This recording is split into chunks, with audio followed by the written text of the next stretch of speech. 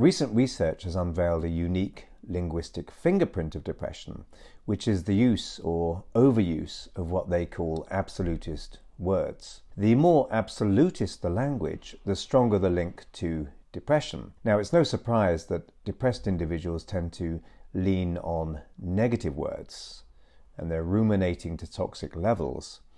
But here's the twist. Their language becomes more self-referential the more depressed they become.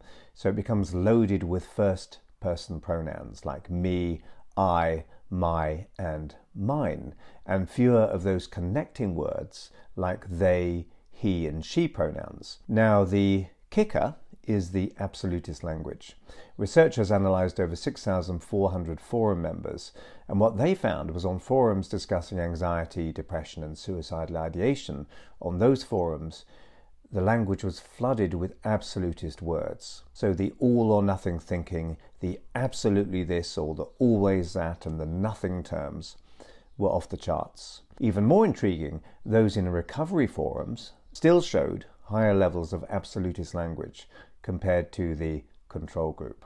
So it hints that absolutist thinking might be a big risk factor for depression and or a consequence of depression. Now, it's long been known that depressed people will think in all or nothing, completely this, completely that ways.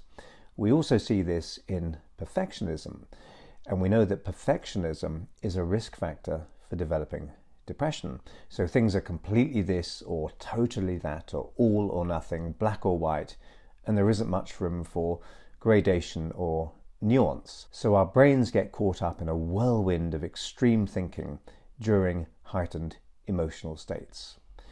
And if you want to make someone emotional, use extremist all or nothing language with them.